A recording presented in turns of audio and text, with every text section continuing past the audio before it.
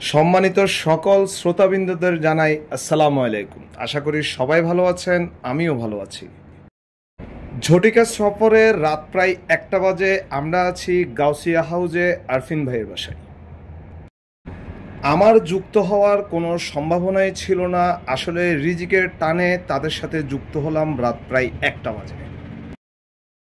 তার এই নতুন বাসায় আমার প্রথমবারের মতো আসা। বাসার ইন্টেরিয়রটা ছিল অনেক রিফ্রেশিং।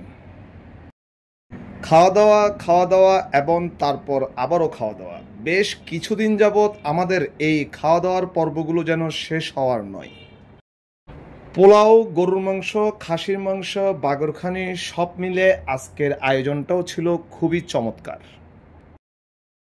ভিডিও করাটা আমার হবিতে পরিণত হয়েছে, তাই আমরা কি করছি, কোথায় যাচ্ছি তার কিছু চিত্র আপনাদের সাথে তুলে ধরার জন্য প্রায় প্রত্যেক দিনই ভিডিও নিয়ে হাজির হই।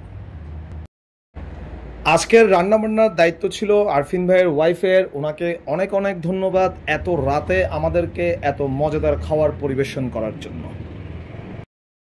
আজকের খাবারের বেস্ট একটা আইটেম যদি আমাকে নির্বাচন করতে দেওয়া হয় তা হলো আচারি বিফ। বাইরে বৃষ্টি, সুন্দর পরিবেশ, সবাই মিলে আজকে এই মজাদার খাবারের সাথে সময়টা কাটলো অসাধারণ। খাবারের শেষ পর্যায়ে একটা ইনফরমেশন, আমাকে অনেকেই জিজ্ঞেস করেন ফেসবুক থেকে আমি টাকা কামাচ্ছি কিনা।